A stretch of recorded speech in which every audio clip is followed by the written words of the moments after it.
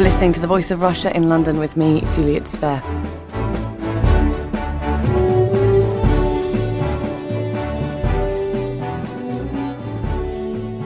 Recent revelations that 3 people were enslaved in London for over 30 years have shocked the nation. Slavery was abolished 200 years ago, but modern-day slavery, whether it's domestic servitude, forced labour or forced sex work, is still alive today.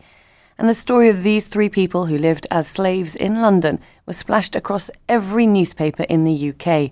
But is coverage like this in the media enough to stir public conscience, enough to act and to look out for signs that people are wearing invisible handcuffs and living as modern-day slaves in Britain? A documentary on television influenced the victims to ask for help, evidence that the media can help those who need it. But what about the theatre? I chose to host this discussion after going to see a play called Asena, which is a solo drama telling the harrowing story of a sex-trafficked Albanian woman in Britain. Joining me is Genevieve Cleghorn, actress in the title play Asena, which was written and directed by Stephen Lovelace, who is also here. David Benedict, chief London theatre critic for Variety magazine, is here, along with author, broadcaster and human rights journalist Badisha. So my question today really is, can theatre change and influence society and politics, or do people now turn to the internet and social media, making the stage redundant?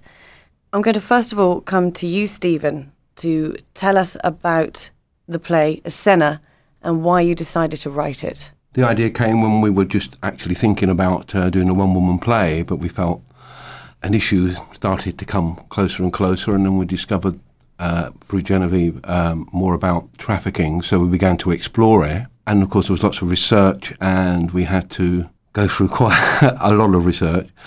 Then we went through various charities such as Salvation Army, and they did allow us access to an actual survivor who was willing to actually talk face to face. And though I wasn't present at it, Genevieve spoke with her in a cafe. And in fact, her own story was too fantastic to actually include in the play in the end. She was trafficked in from Africa.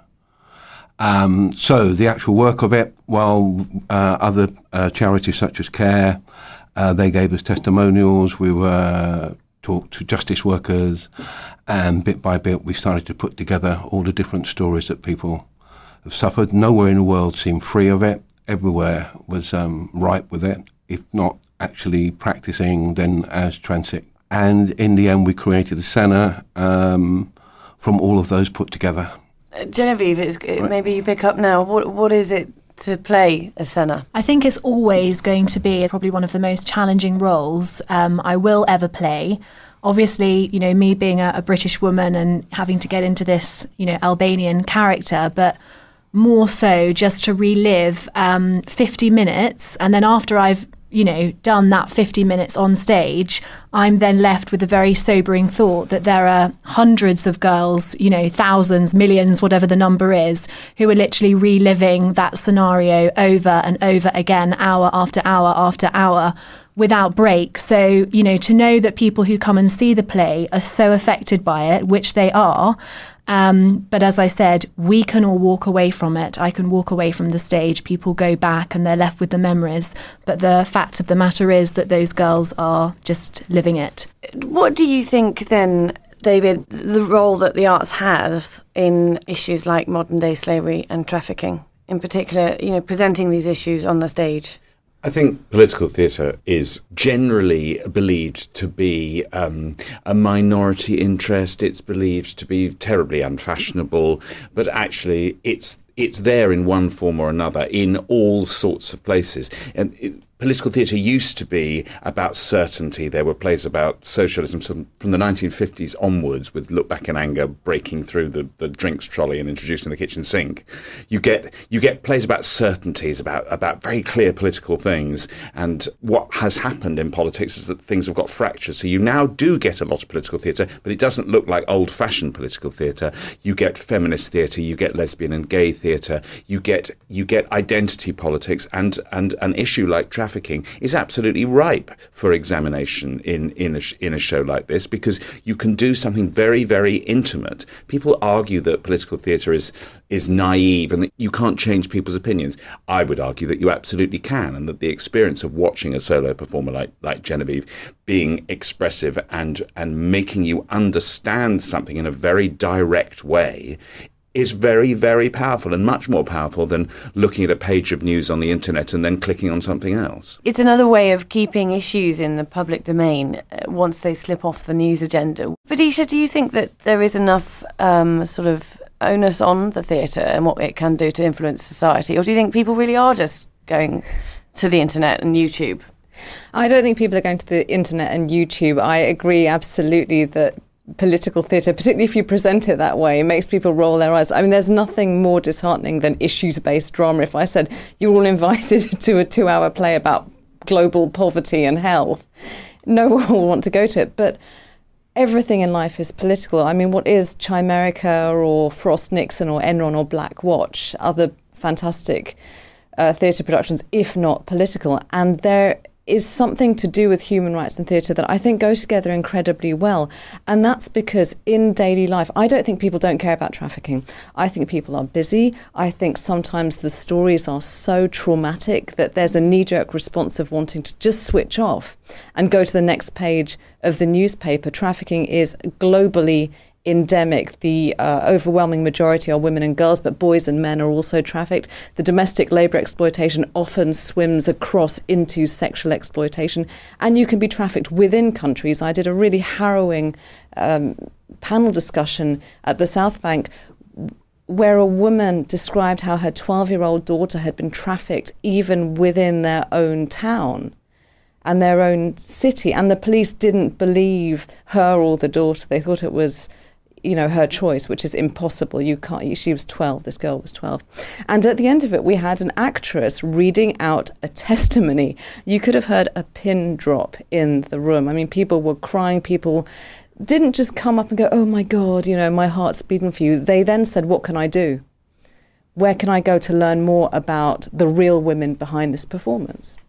Do you think, though, David, there is enough theatre in Britain that is like this, that's taking place and that is picked up by the mainstream media? I think that's an astute question. The problem is not, does this theatre exist? Yes, it does. Whether it's picked up by the mainstream media is a completely different issue, and the answer to that, of course, is no, it isn't being picked up.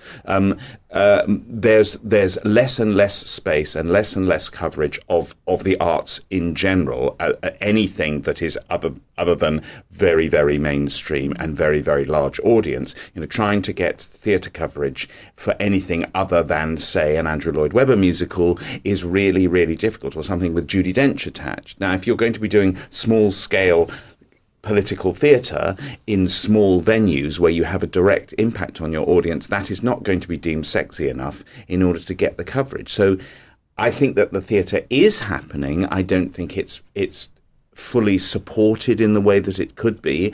And theatre production companies and houses that want to promote this kind of work need to get more savvy about how to present that work and how to build audiences and attract audiences so that more people become aware that it's happening and can then access it.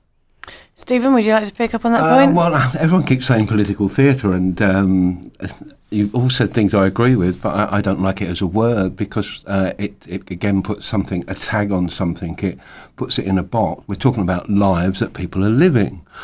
And having to live, and the fact, I don't know the exact distance, but I think in a major city like London, you're never more than 1 mile from someone that's been trafficked. And we're not just stopping at trafficking, there's all the other things which we could call them political, but they're still our responsibility, the abuse of children, the abuse of animals. Every way you look at it, it's not political. It's about our lives, how we choose to live and build our own society. If you still believe in a society and a community. But at some level, I think you do have to I mean, I can completely understand. I used to run a lesbian gay theatre company, and as far as I was concerned, we were producing work for audiences. I was happy if there was a high preponderance of lesbians and gays in the audience, but I wasn't doing it solely for that particular group of people. And you are clearly not making work that is specifically designed to play to a particular audience. You want the issue of trafficking to be experienced widely. And yes, therefore, the labelling of it as political theatre isn't helpful, because you're making theatre, you're not making political theatre. But as a mode of discussion and as a way of promoting it, one has to accept labels at some level, I think.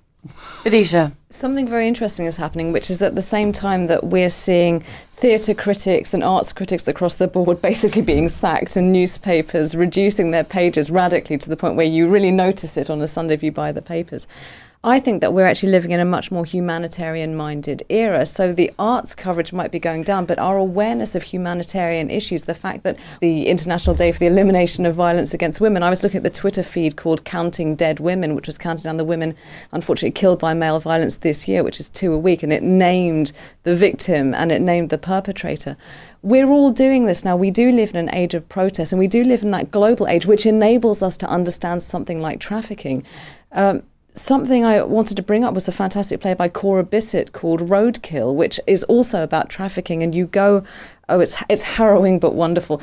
You travel on the bus with this young woman who thinks that she's coming to England to go and help out a woman, and the woman is in on it and she is trafficked, and you're right there in the room with her. Well, that play is now touring America, and along with it they've produced a fantastic anthology of writing about trafficking that we were asked to interpret it in any way we wanted. So even though perhaps the audience for that first showing was relatively small, they went away and they were so struck that they told people. You know, we expect every artistic thing to be this phenomenon the moment it comes out. It doesn't work like that. When something really affects you, it takes a while for you to absorb it, and then you tell people and you pass it on. And that's part of why we're even doing this discussion, because we care and we know about it, and we started off not knowing about it.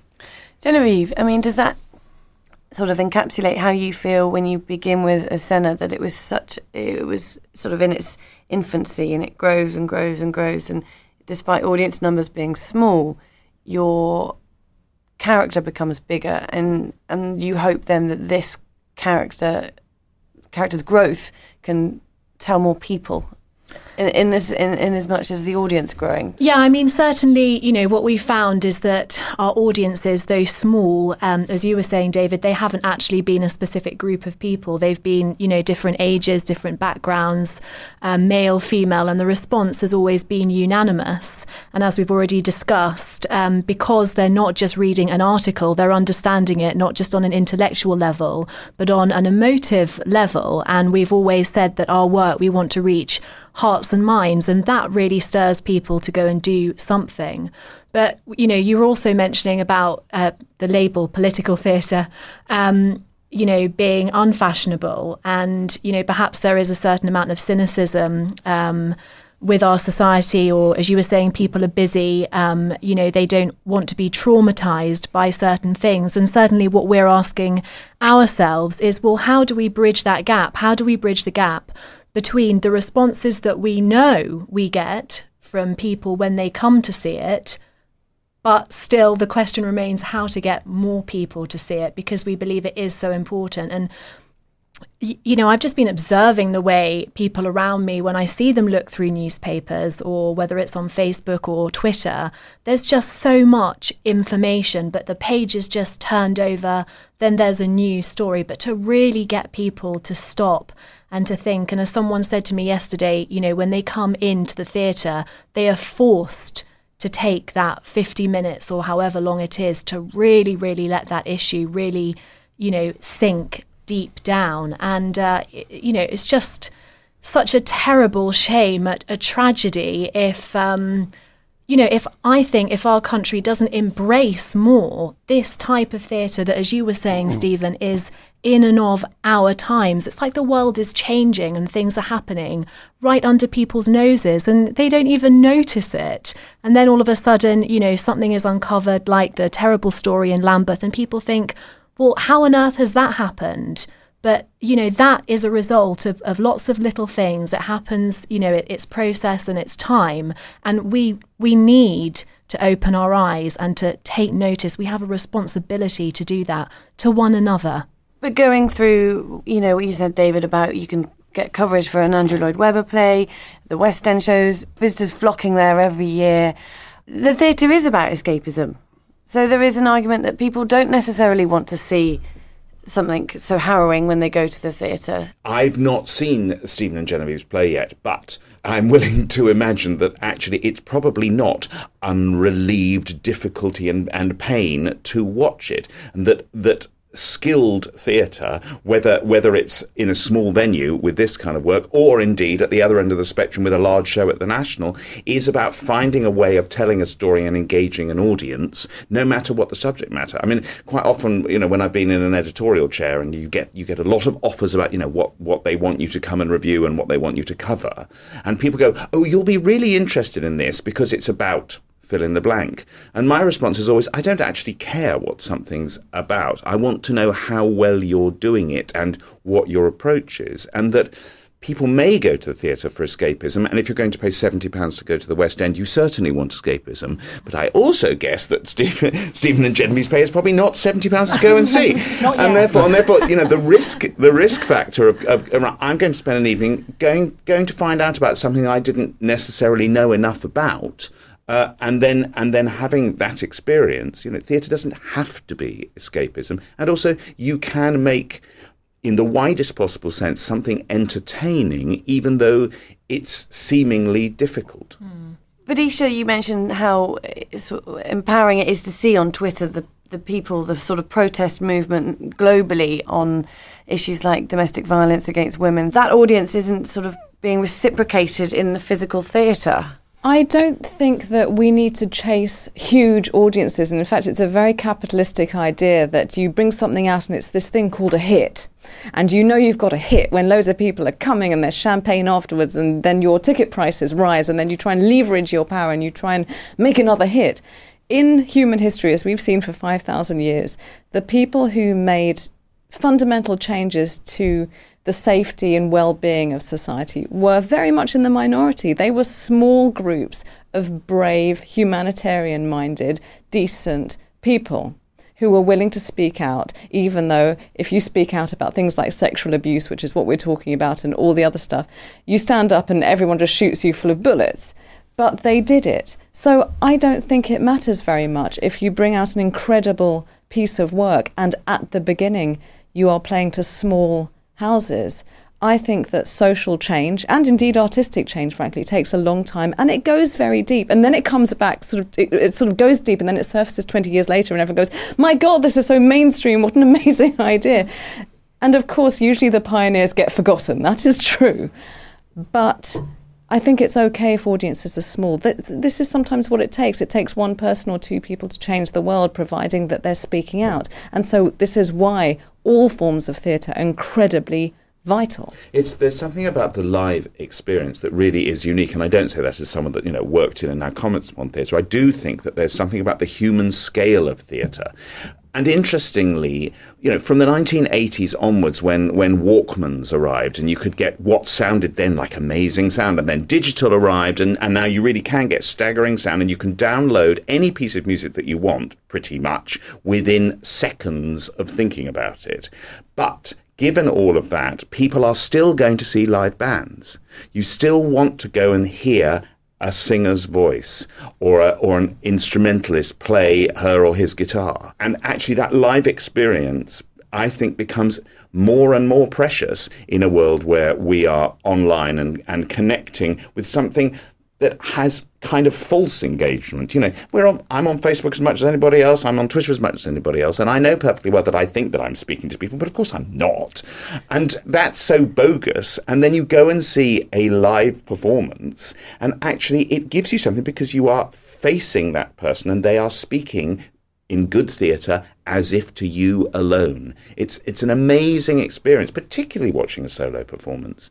You get the connection in a way that you simply don't, no matter how great the movie, no matter how great your sound system at home is when you're listening to a CD or you're listening to the download, that's not the same as being in a theatre. And actually, as Badisha says, it's not about the size of the audience, particularly at the beginning, a show may grow and become more successful, but even if it doesn't, you can still have an incredibly powerful response to somebody speaking to you about something.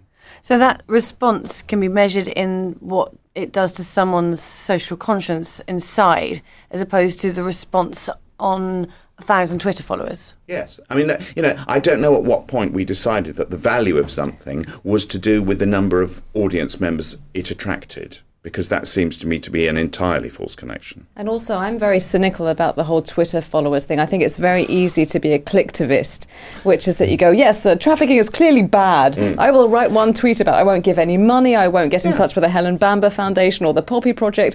I'll just write my one tweet, and that assuages my conscience. And then I'll watch Game of Thrones or do something, not that there's anything wrong with that, or I'll do something else. So, as David has said, and I completely agree, I believe in kind of people marching on the street and being in a public space and talking as we are around a table, much more than I believe in people calling themselves social activists who are basically sitting at home looking at a screen, ticking a box. Actually, a friend from Russia emailed me and she said, social media really is selfish media.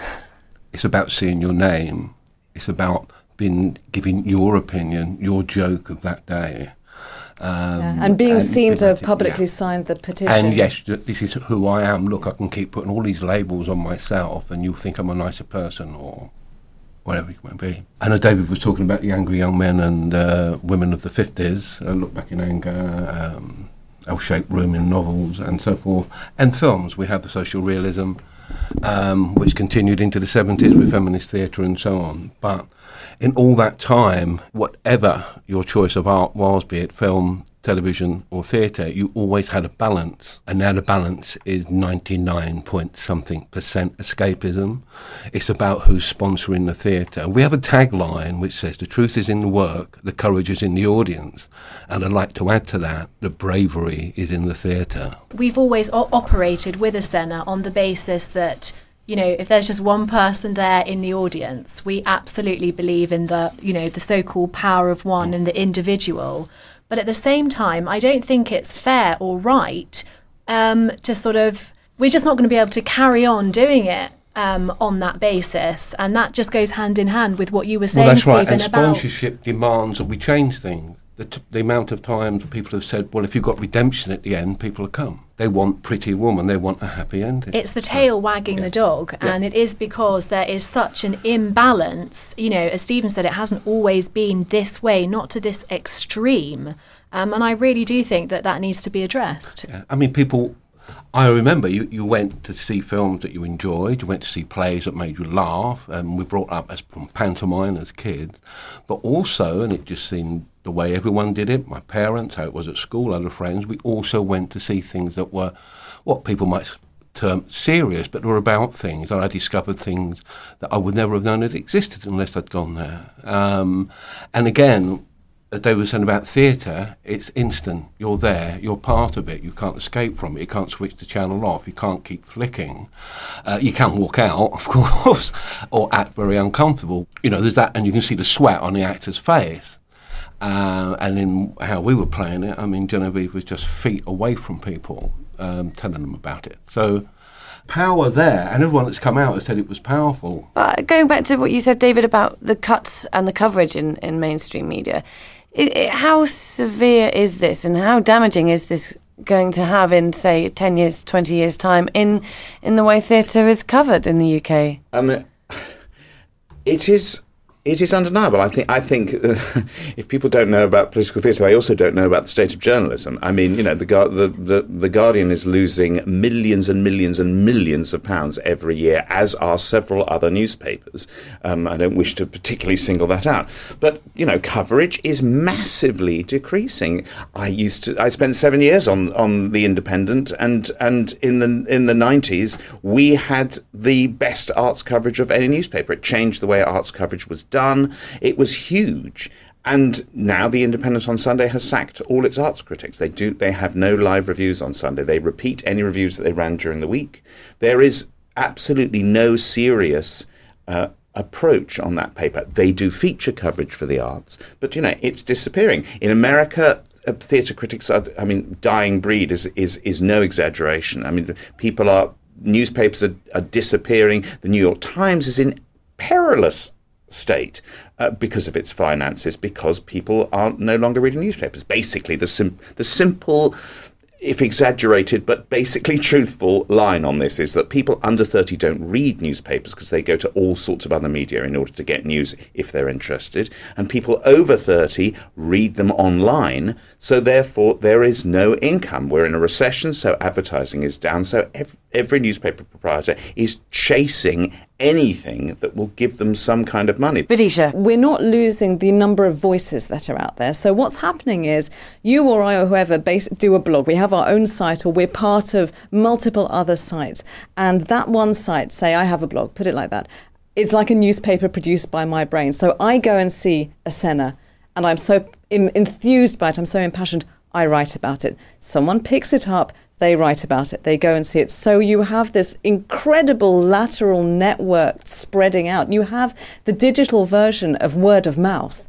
And I'm actually finding that incredibly exciting. It's the way books now become famous. People go online and they talk about it. What's not happening is that it happens under the umbrella of a newspaper that you know and you recognise and that has a pedigree. That is splintering. So we're seeing a dissolving of the old establishment who are now having to scramble to gather together their identity. But you're having an incredible proliferation of voices, which is why I could even say that a Senna and the issues associated with it have more chance of catching on like wildfire, because I tell people who are like-minded, they tell people who are perhaps less like-minded.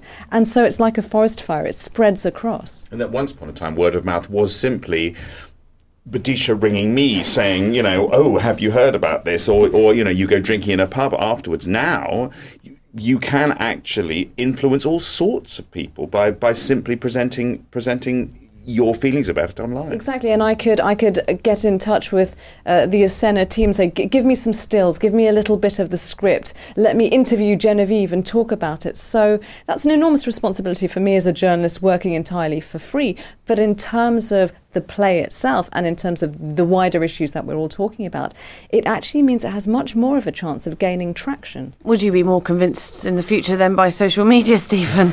Not yet, because I do know that we went out to, nearly 250,000 people. It's hard. It's hard. But including the actual charities that have supported us in the sense of giving us their banners, not one has yet come to see it.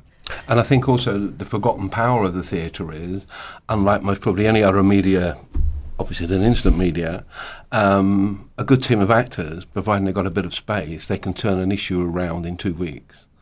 As soon as it comes into the news, they can produce something much faster than the cinema or television. What we have to do now is take all of our passion and our interest and really go for those structures and those authorities, people like the police, Interpol, and get something done about this in terms of convictions, in terms of following traffickers. The absolute best book for anyone who's interested is Lydia Cacho's book, Slavery, Inc. She's talking about Latin America, but what she says is applicable worldwide. And she shows how the trafficking of women and also men follows the trafficking of guns and drugs. So there's an economic sort of circle here. And if you see Asena, if you see Roadkill, and if you read Slavery, Inc., I defy anyone to simply just sit back in their chair and not do anything. That was Vidisha, author, broadcaster, and human rights journalist. And I'd like to thank all my guests. David Benedict, Chief London Theatre Critic for Variety magazine, actress Genevieve Cleghorn, and writer and director of Asena, Stephen Loveless.